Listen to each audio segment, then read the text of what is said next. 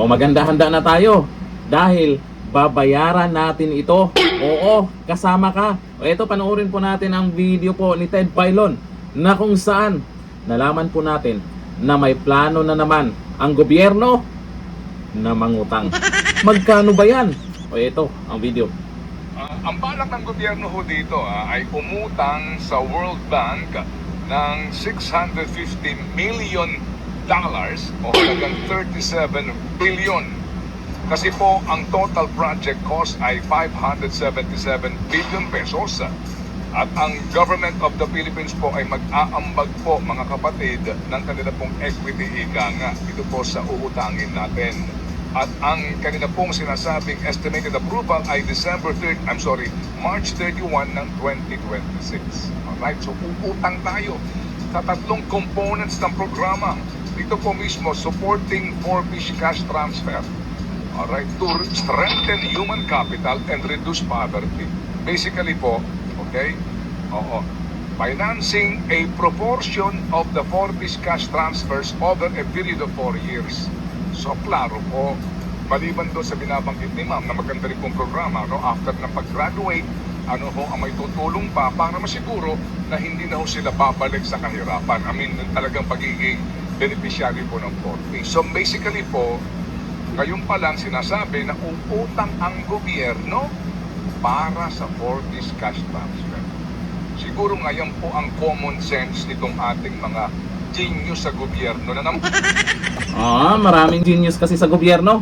Genius para magkapera. Iba ka talaga.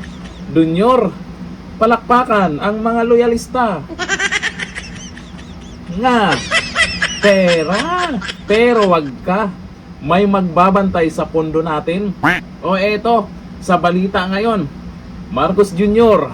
sa mga general, bantayan ang pondo ng bayan. Teka lang.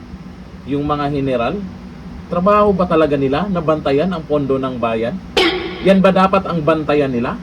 Kasunod ng paglagda sa 2026 national budget, nagbigay ng matinding paalala si Pangulong Ferdinand Marcos Jr. sa mga bagong general at flag officers ng Armed Forces of the Philippines. Ang pagiging tagapagtanggol ng bansa ay hindi lamang nasusulat sa lakas militar, kundi pati sa pagiging tapat na katiwalian ng pera ng bayan.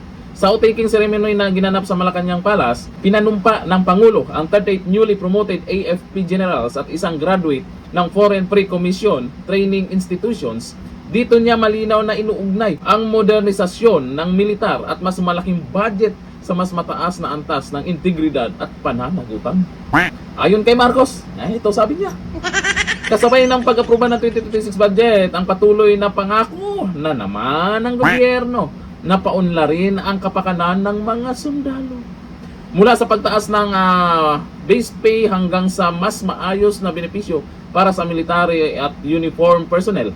Ngunit mariin niyang ipinaalala na ang mas malaking pondo ay kaakibat ng mas mabigat na responsibilidad.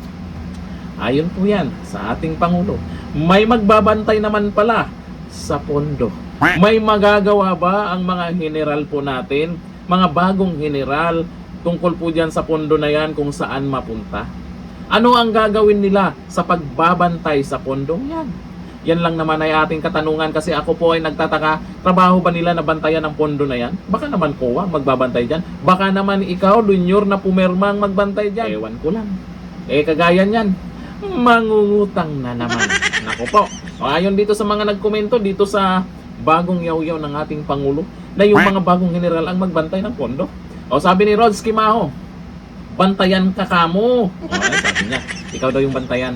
Sabi ni Edgar Pagdilaw, COA po ang magbabantay sa pondo. Kapayapaan naman sa sundalo. Correct. Sabi ni Amor Guzman, aray ko, yan na ba papel ng mga men in uniform? Ikaw ang dapat bantayan.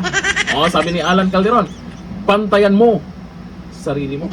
Ewan ko lang ba, baka may ibig sabihin lang po yung ating Pangulo. Kasi po, sa balitang yan, ang dami na namang nagre-react ng tawa dahil sa sinasabi niyang ang mga bagong general magbabantay ng pondo. Paano kaya nila bantayan yung pondo? Pag nalaman ba ng isang general na itong pondo ay ninakaw na ng mga buhaya, mayroon ba silang pwedeng gawin dyan? Meron ba silang action na gagawin dyan? May mga naglabas na ng schedule dyan sa EDSA na magrarally. At malamang ang mga lalabas mas marami kumpara nung nakaraang taon.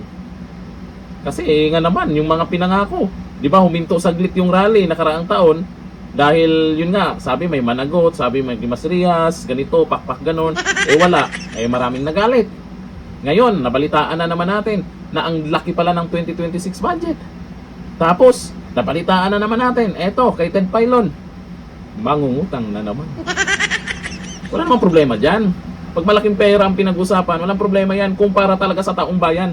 Ang tanong, saan ba talaga mapupunta yan? Hanggang dito na lang, thank you. Bye-bye.